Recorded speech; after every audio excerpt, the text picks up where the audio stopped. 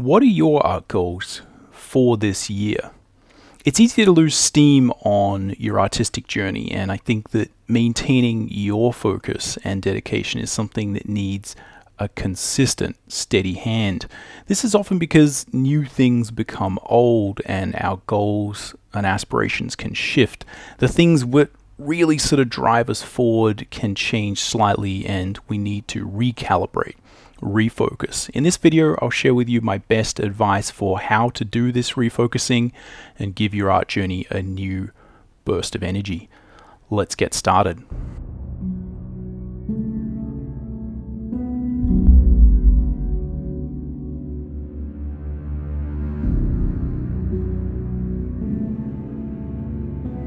Alright, my name's Tim McBurney. I've been a professional artist for 20 years and a professional drawing teacher for 10 years, and I'm here to help you draw cool stuff from your imagination, to embrace the challenge of drawing, and to master the craft of line and color illustration.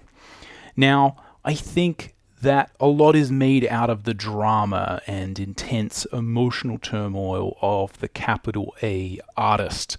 Right, this is where we imagine the artists of old in old sort of Europe, meeting at cafe shops and engaging in artistic angst and needing to find our muse and struggling and engaging in a lot of recreational drug use and other paraphernalia to help us find those creative juices. I think this is a big mythological artistic creation, right? I think that while it's important to put a lot of emotion in our work, I think that's true. These stories exist because all artists need to put ourselves, our core, into our work, even if we're doing, fairly commercial stuff, right? Fairly, not the sort of things that you would imagine, these sort of old artists to do, where they're really trying to bring out emotion. Even if we're just doing very practical production work, we need to put ourselves into it. And it can be hard to stay on the course and stay creating if we don't feel that all of those stars are aligned, right? And our motivation and our inspiration is actually there. Even professional artists who are spending all day creating for their work might wax and wane with their own goals, and that personal fire for creating things near and dear to their heart can often come and go, right? It's not something where just because you're a professional artist and you're drawing every day that you're 100% happy with the work that you're doing, or you're always sort of inspired and motivated to continue.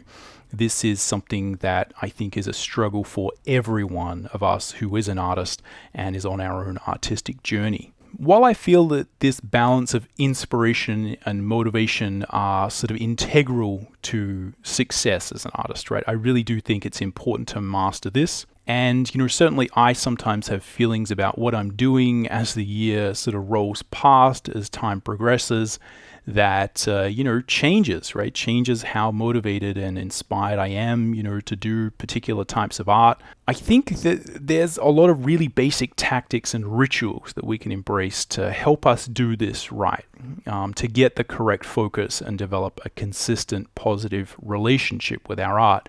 So while I think there's some truth to that mythology and it's worth respecting that, I also think that we can be practical and find our muse and stay motivated and inspired without, again, going down the rabbit hole of, getting into artistic angst. I think one of the most important things you can do is find out what you value about your art and just make sure that you're constantly developing and moving towards having a positive relationship with that type of art, with your actual creative process. In this video, I want to talk about what we can do to get this side of your drawing and your art sorted. If you want my basic advice for illustration and improvement, and to hear a little bit about my journey and how I sort of managed my progress on my own path, check out my free illustration mini workshop. In it, I go over my journey, how I sort of progressed from being, really, really not very good at drawing to, being a full-time professional artist. And I also talk about how to get more detail and polish in your work and how to improve your composition, and also how to think about, getting professional work and starting to consider that as a goal. So go check that out if you're interested in this more, sort of amorphous theory of how we behave as artists and how we can sort of improve our art in general. In terms of our goals, which is what I want to talk about here, the first thing we need to figure out is sort of how's it going. We need to get a baseline and try and find a rational picture of how your art is actually progressing to date. You can think of this as simply tracking your progress so far, figuring out where you have been. Now, this is really sort of simple. I think there's 3 key areas that are really worth looking at. The first is simply to collect the images that you have created, mostly I would say in the last year or in the last sort of period of time that's sort of significant to you. This means all your sketchbooks, all of the work that you have sort of completed and put out into the world, and potentially also maybe some of the unfinished images that you've created. Maybe some of the failures that didn't quite live up to what you were trying to achieve. All of this can be defined as just information to figure out where we sort of have been, right? Like, how's it going now? We need to figure out what we have been doing as artists, and just simply to collect it, to make sure that you've got it all there, so when we're doing this sort of analysis, we can actually make sure we've got all the information. So just collect all of your sketchbooks, have them ready, have them at hand. Maybe make a folder on your computer with all of the JPEGs or PSDs or whatever it is, however you collect it and put it out there. And, just sort of make sure that it's available and ready. The next thing here is to try and track your progress. Can you see improvement, right? If we think about this as, spilling the tea leaves out there, you see all the images, just analyze it. And again, this might be something that you haven't done. And again, if you're not particularly happy with a lot of the work you've done, this might not be something where, you're immediately going to be like, wow, look at all this sort of awesome stuff I've created. You may feel like, maybe last year wasn't that great. That's fine. Again, it's really just important to get that sort of baseline. So think about, whether or not you're making progress. Can you find improvement? And what does that mean to you? How do you feel about it, right? And just sort of get that baseline. Are you already moving forward? Are you not moving forward in the way you'd like? And just sort of set that as a basic line in the sand. The third thing there is to analyze what this means, right? So if we sort of collect it and we track it, and then, you get a bit of an idea, really try and analyze and think about, is this where you wanted to go? Can you find some things, right? So things that I often sort of look for here are, maybe there are things that I've sort of tried and I've sort of failed at. And, again, the goal there is to figure out, well, is that something that, I tried and failed at that maybe now I really, really want to make sure that I move forward on, right? I really sort of solve that part of my artistic sort of puzzle. And that could be something like anatomy, it could be something like your sort of composition. It could be maybe trying a different style, maybe trying a different sort of techniques, maybe trying to add some different sort of programs or brushes or some process, some tip, some technique that you've sort of seen. It's very often that, we try these things and they don't necessarily go how we wanted.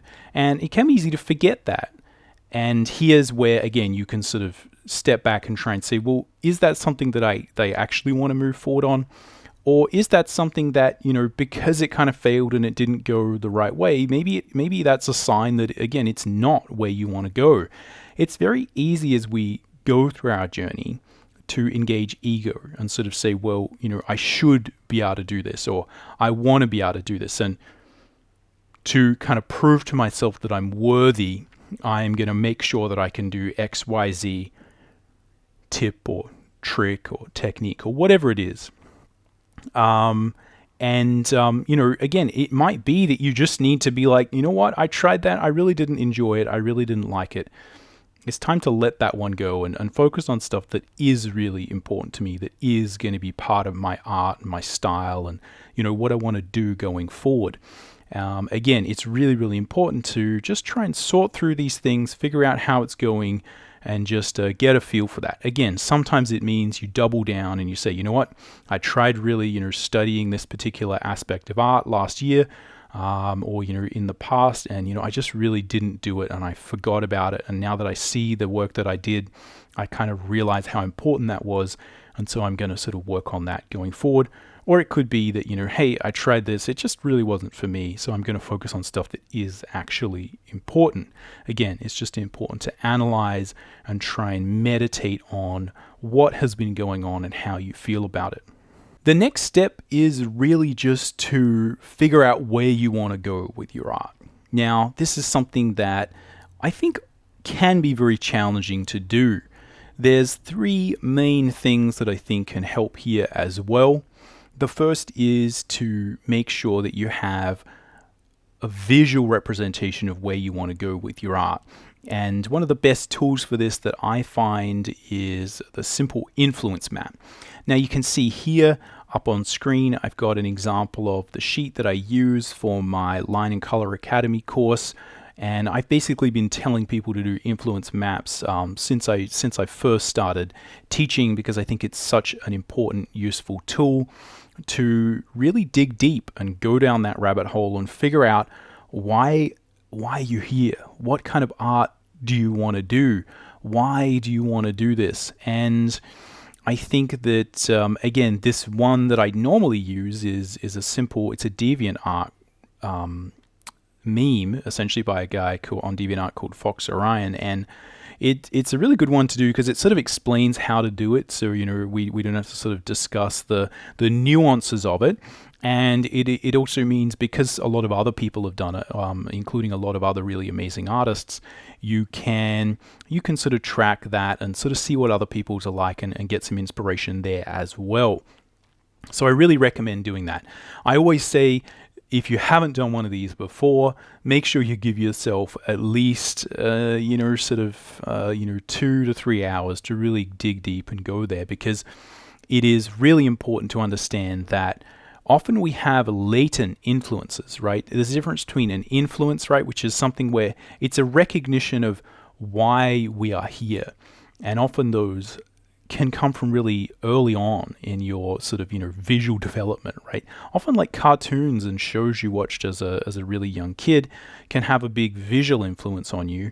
And it's really just good to know that that's there and to appreciate it, because often we can be drawn to particular aesthetics, and it's only through sort of formalizing that we actually kind of see where those come from. And often what you can do is, you might not know that, hey, the person who actually designed some of your favorite characters, that's actually a person, and they have other work, and you can go check that out as well. It's very easy to sort of miss some of these things, and so it's worth going down and really sort of going down there.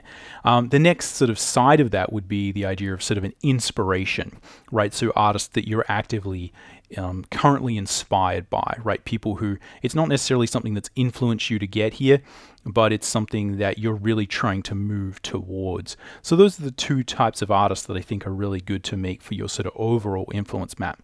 What I'd say is, if you have made one of these in the past, it's a really good time now to refresh what that is and maybe redo it or reanalyze, maybe add another artist, or just meditate on that and sort of see what it means. I often also recommend that, maybe if part of your goals are, for instance, to really work on your sketchbook or your sketching, make a separate influence map for artists who are really, really good at utilizing their sketchbook, and sort of, use that as a secondary influence map, because, again, everyone sort of has different ways that they express their art, and sometimes you can find a lot of creative fire from seeing people who are sort of the best of the best at what they do. So again, depending on what your goals are, you can make additional influence maps for maybe, your favorite character designers, right? Or your favorite sort of illustrators, whatever it is that is really going to sort of allow you to just look at that influence map once and say, hey, I've reconnected with what I want to do. And it's an easy way to just stay focused throughout the year. The second point here is, again, a little bit more abstract and amorphous, but the idea is to orient ourselves. We want to make sure that we're basically pointed in the right direction based on that sort of set of influences. It's easy to get thrown off your path when you see something really cool out there. Often, especially when we're beginning, we want to do lots of things as artists. But the truth is that well-developed artists, people who have really found a groove, they've really found what they're good at, they often work in a pretty tight window of style and expression. They've kind of found the things that really work for them, and the trick is for you to sort of do the same thing as early on as possible. This might be a little bit controversial because I do see a lot of people really suggesting to, try out new things and, move past your comfort zone and get out there. I'm really about trying to find out as soon as possible what you really want to do in this artistic world and focus on it as much as possible. It's really easy to go broad and try and, achieve a million different goals. But I think for this, where we're trying to focus on what we're doing and have specific goals, the really important thing is to try and figure out that although we do need to experiment, if we have a goal and a direction and we know sort of what we're aiming at, this will help us filter the information out there and give you a better idea of what to actually act on throughout the year. Remember that today, one of the major challenges that we face, especially if you are, again, just starting out and trying to figure out what advice to take on, what advice to follow, what direction to go, you can actually be given two great pieces of advice. But if they're kind of pushing you in different directions, then you sort of will just get pulled in those two different directions and you kind of just end up where you were, but just more frustrated and a little bit more clueless about what direction you want to go. Again, a lot of the advice out there is very specific, and I think one of the biggest problems is that drawing and art means a lot of different things to different people. So you can have very well-meaning people give you advice, but if it's not really directed at the direction you want to go, then what you'll find is it's kind of going to lead you a bit astray, or certainly it's gonna sort of defocus you. And I think, again, one of the most important things is to make sure we are focused and pointed in the right direction and we stay there. So again, just having these goals and these influence maps helps us to kind of say, hey, this is the direction I want to go. You might hear someone else who is also, a really amazing artist who sort of, maybe has a different style, but you might kind of like that style. You might like that direction. They give a bit of advice and you kind of try to follow it, but it's actually going to move you away from your influences and where you sort of want to go. So just having that as a guidepost will always allow you to kind of, again, give you a little bit of that compass so you know where you're going. The third thing here that I have as just a little note is to create. We need to keep in mind that although it sounds really cool and easy and sort of sciencey and engineering-ish to kind of architect our own artistic style and sort of figure out where we want to go and just sort of do it, it's actually very, very difficult to consciously architect something that is, your style or your career path or, the type of art you want to do. The key is that you need to actually create your own art and develop your own look and feel. And you need to spend much more time actually doing that than you do looking at influences and sort of imagining what your art should or could or will be like. You need to actually do it as soon as possible and then use these influences that we're talking about as a guide, as I said, to keep you on track and make your sort of journey a little bit more focused and a little bit more easy. Your art will be unique. It will be different to the images you aspire to, and that can be challenging because there's nothing really to compare it to. There's no sort of true north there. There's no way to tell if you're on the right track. And that's why, again, we sort of need a range of images, right? We need a vague sort of visual influence map and a set of ideas to keep us sort of going in the right direction, but not in a way that sort of defines or restricts you too much. The third and last thing here is that we need to make a plan or set some goals. Now, again, this is stuff that's pretty easy to sort of understand, right? But it's challenging to do, and I think it's especially challenging to do with as an artist, because we often have goals that are very sort of amorphous and vague. So I feel like the most important thing here is to write down some solid goals that you feel are actually measurable. This can be whatever it takes to get you where you want to go.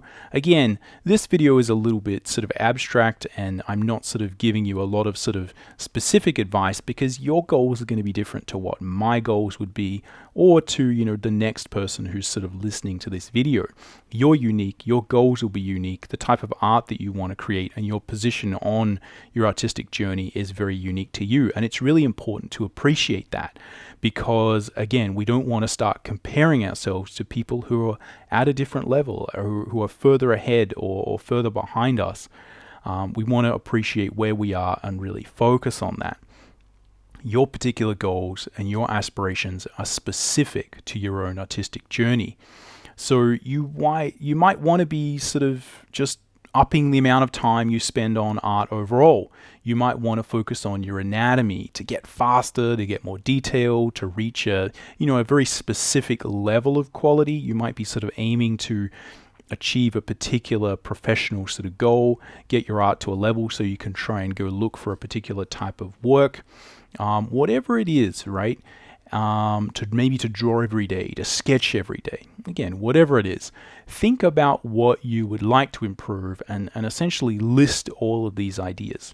Now, we can't do everything at once, but it's important to write these things down when we're in the right headspace. That way you can sort of go back to these notes later on and use them and know that sort of they were created when you were in a true, like good space where you analyzed all of the art that you sort of created previously.